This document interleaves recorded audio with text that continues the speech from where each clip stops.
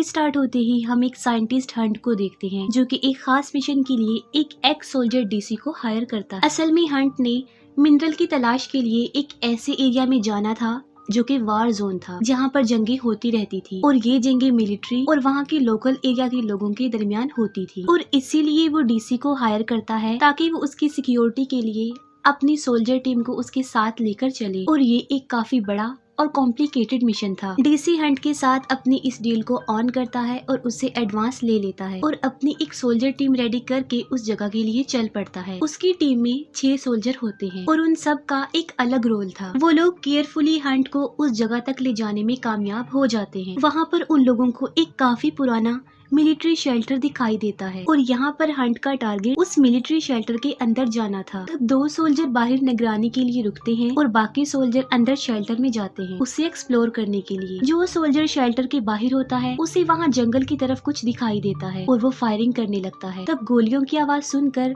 बाकी सोल्जर्स भी शेल्टर से बाहर आ जाते हैं, लेकिन उन्हें वहाँ पर कोई भी दिखाई नहीं देता। अचानक से उन्हें रेडियो पर एक तेज फ्रिक्वेंसी सुनाई देने लगती है जिससे वो डिस्टर्ब हो जाते हैं। तब एक सोल्जर रेडियो ऑफ करने की कोशिश करता है लेकिन उसके शोल्डर पे गोली लग जाती है और वो इंजर्ड हो जाता है। डीसी एक सोल्जर को जंगल की तरफ चेक करने के लिए भेजता है और एक दूसरा सोल्जर इंजर्ड सोल्जर के कंधे से गोली निकालता है। जंगल से वो सोल्जर वापस आकर बताता है कि वहाँ पर किसी चीज का कोई नामो निशान नहीं है। तब डीसी 2 सोल्जर्स को वहीं पर निगरानी करने के लिए छोड़ता है और बाकी सब फिर से शेल्टर के अंदर जाकर उसे एक्सप्लोर करने लगते हैं। शेल्टर में उन्हें एक जनरेटर मिलता है जिसे हंट ऑन कर लेता है। दूसरी तरफ 2 सोल्जर एक ऐसे रूम में पहुंचते हैं जहां पर बहुत सारे आदमियों की डेड बॉडीज पड़ी हुई थी और देखते ही देखते उन डेड बॉडीज में से एक हाथ बाहर आता है और वो चिल्ला चिल्ला कर डीसी को बुला लेते हैं। डेड बॉडीज के बीच में से उन्हें एक आदमी मिलता है जो कि जिंदा था, लेकिन वो कोई भी रिस्पांस नहीं कर रहा था। उसे देखकर साफ लग रहा था कि वो किसी गहरे सदमे में, वो काफी शॉक्ड नजर आ रहा था। आगे जाकर उन लोगों को पता चलता है कि वो मिलिट्री शेल्टर असल में नॉजिस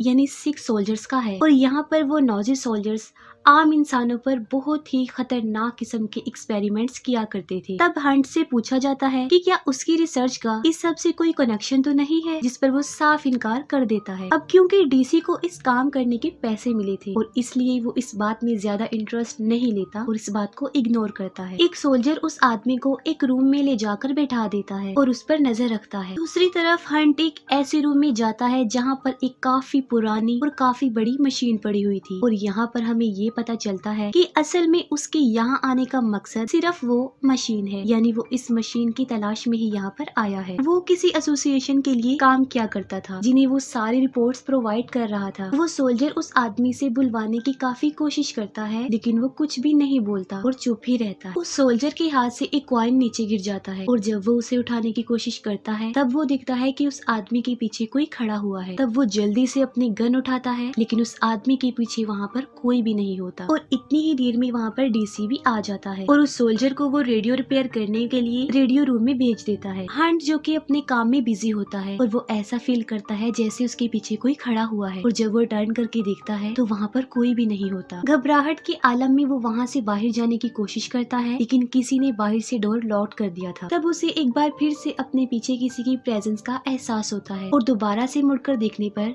वहाँ कोई भी नहीं होता। इतनी ही देर में डीसी वहाँ पर पहुँच जाता है और दरवाजा खोल देता है। तब हंट उसे कहता है कि उसके सोल्जर्स उसके साथ मजाक कर रहे हैं। उस रूम में आकर डीसी को भी हंट के वहाँ आने का मकसद पता चल जाता है लेकिन उसे इस बात की समझ नहीं आ रही थी कि आखिर उस मशीन में ऐसा क्या है जो हंट अपनी जान की परवाह किए बगैर यहाँ पर आया है। तब हंट उसे बताता है कि 2nd वर्ल्ड वॉर के दौरान वो नॉजिस मिलिट्री इस मशीन को इस्तेमाल करके जंग जीतना चाहते थे और जिस रूम में उन आदमियों की डेड बॉडीज मिली थी उस रूम में इस मशीन की वजह से बनाई गई एनर्जी को कंट्रोल किया जाता था और वहाँ पर कलेक्ट किया जाता था और इस दौर में इन मशीनों का यूज नहीं किया जाता और अब वो काफी अनमोल हो गई हैं। एक दूसरे सोल्जर को उसी रूम से किसी की आवाज सुनाई देती है। जब वो चेक करता है तो उसे वहाँ पर एक इंजर्ड आदमी नजर आता है जो देखते ही देखते गायब हो जाता है। ये देखकर वो सोल्जर जल्दी से वहाँ से भागकर एक दूसरे सोल्जर के पास आ जाता है। वो समझ रहा था कि शायद उसने कोई गोस्ट देख लिया हो। एक सोल्जर सोल्जर रेडियो रूम में रेडियो ठीक कर रहा होता है और तभी अचानक से पूरे शेल्टर के सारे स्पीकर ऑन हो जाते हैं और वहाँ पर एक जर्मन सॉन्ग प्ले हो जाता है। तब वो सोल्जर उस रेडियो को बंद करने की काफी कोशिश करता है लेकिन वो बंद नहीं होता। तब वहाँ पर शॉर्ट सर्किट होता है और रेडियो अपने आप ही बंद हो जाता है। शेल्टर के बाहर बॉम्ब गिरने की आवाज सुनाई देती है लेकिन कोई भी ब्लास्ट नहीं होता। वो लोग देखते हैं कि पूरे जंगल में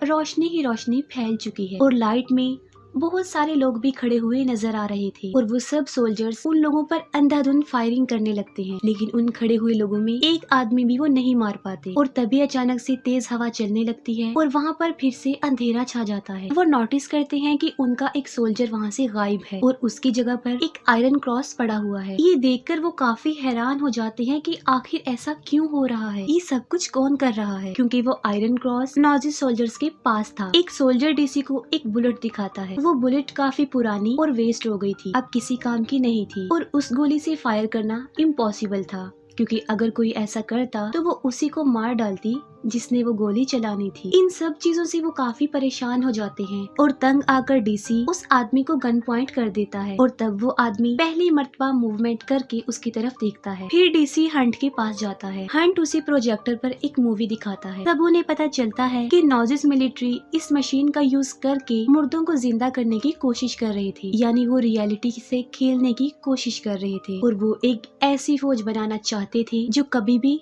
ना मर सकती हो, यानी वो हमेशा के लिए अपना राज बनाना चाहते थे। इस प्रोसेस में उन्हें काफी सक्सेस भी होती है। वो सोल्जर्स को उस रूम में ले जाया करते थे जहाँ पर उस रूम से बनाई गई एनर्जी को जमा किया गया था। सोल्जर्स को वो एनर्जी देने के बाद वो उन्हें मार देते थे लेकिन इसके बावजूद भी वो नहीं मरते थे। फिर जर्मन जंग हार गया और वो सारे एक्सपेरिमेंट्स बंद हो गए लेकिन वो सारे सोल्जर्स अभी तक वहाँ पर फंसे हुए हैं और जो भी वहाँ पर आया करता था वो सोल्जर उसे मार देते थे क्योंकि असल में उन्हें इसी मकसद के लिए ट्रेन किया गया था। ये सुनते ही डीसी वहाँ से निकलने का ऑर्डर देता है। तब हंट उसे बताता है कि वो इतनी आसानी से यहाँ से नहीं निकल सकते क्योंकि जिस ऑर्गेनाइजेशन के लिए वो काम कर रहा था उनके पास उन सब सोल्जर्स का बायोडाटा था और अगर वो इस मिशन को अधूरा छोड़कर वहाँ से चले गए तो वो उनकी फैमिलीज को मार डालेंगे। हंटू से बताता है कि उसने सोल्जर्स की एक और टीम को यहाँ पर बुलाया है और वो कुछ देर में यहाँ पर आने वाले हैं। तभी डीसी को किसी के चिल्लाने की आवाज आती है। जब वो चेक करता है तब उसे पता चलता है कि ये वही सोल्जर है जो गायब हुआ था और उसकी आवाज जंगल में से आ रही थी। वो 6 सोल्जर उसे टॉर्चर कर कर मार रहे थे और वो लोग अब काफी अलर्ट हो जाते हैं। नीचे हंट को मैसेज रिसीव होता है कि दूसरी सोल्जर टीम को वहां पहुंचने में तकरीबन 72 घंटे लग जाएंगे लेकिन वो इस बात को किसी से शेयर नहीं करता और हाइड रखता। ऊपर सब लोग छुप कर बैठे थे। तभी अचानक से एक 6 सोल्जर वहाँ पर आता है और एक सोल्जर को दबोच लेता है और वो उसे मार डालते हैं। सुबह उन्हें 2 सोल्जर्स की बॉडी सर से जुड़ी हुई मिलती है। वो उन लोगों के लिए वार्निंग का एक क्लू था। एक सोल्जर की आंख में उन्होंने बुलेट घुसाई हुई थी। ये देखकर डीसी वहाँ से निकलने के लिए ऑर्डर दे देता है और वो एक दूसरे सोल्जर को हंट के पास उसे बुलाने के लिए भेजता है। वो सोल्जर हंट को बुलाने जाता है तभी एक 6 सोल्जर वहाँ आकर एक पिकेक्स से उसे उठाकर दीवार से चिपका देता है और बाद में उसे क्रश कर देता है और जान से मार डालता है। हंट गन उठाकर उसे शूट करता है लेकिन उसका उस पर कोई असर नहीं होता। गोली की आवाज सुनकर बाकी सोल्जर्स भी वहाँ पर आ जाते हैं और वो भी उसे शूट करने लगते हैं लेकिन देखते ही देखते वो वहाँ से गायब हो जाता। हंट बाकियों को भी वो मूवी दिखाता है लेकिन वो कोई भी भूतों पर ट्रस्ट नहीं करते थे और तभी उस मूवी में उन्हें वही आदमी नजर आता है जो कि उन्हें मिला था और वो भी एक सोल्जर था जिसका नाम ब्रीथर था। ये देखकर एक सोल्जर उसे जान से मार डालता है। हालांकि उसके सर में गोली लगती है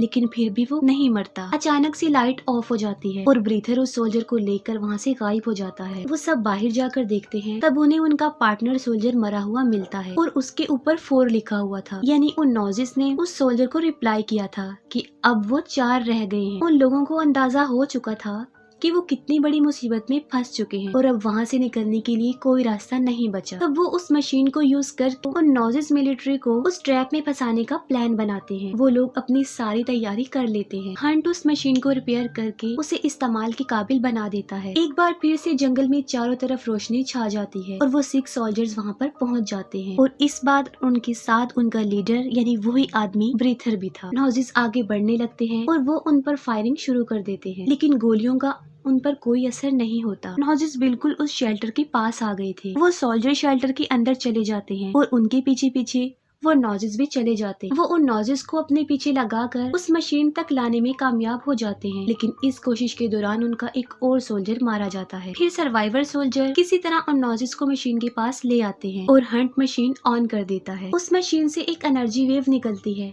जिससे सारे नॉजेस बेजान हो जाते हैं। वो लोग अपनी इस स्ट्रगल से खुश हो जाते हैं, लेकिन तभी वहाँ पर शॉर्ट सर्किट हो जाता है और वो मशीन ऑफ हो जाती है। मशीन के बंद होते ही वो सारे नॉजेस फिर से एक्टिव हो जाते हैं और एक सोल्जर को पकड़ के वो मार डालते हैं। डीसी हंट के साथ एक रूम में घुसकर खुद को लॉक कर लेता है, लेकिन वो अब काफी इंजर्ड हो चुका था। हंट उसे वेंटिलेशन पाइप के जरिए वहाँ से बाहर निकलने के लिए कहता है, लेकिन वो चल नहीं सकता था और यही वजह है कि वो हंट को जाने देता है और खुद उन नॉजेल सोल्जर्स का मुकाबला करता है, लेकिन वो भी मारा जाता है। दूसरी तरफ हंट पाइप के जरिए डेड बॉडीज वाले रूम तक पहुंच जाता है, लेकिन वहाँ पर ब्रीथर उसका पहले से ही वेट कर रहा था और हंट भी मारा जाता है। दूसरी सोल्जर टीम भी वहाँ पर पहुंच जाती है और उन लोगों के साथ भी वही होता है जो उनसे पहले आने वाले सोल्जर्स के साथ हो चुका था और उनकी डेथ के साथ ही ये मूवी यहीं पर एंड हो जाती है।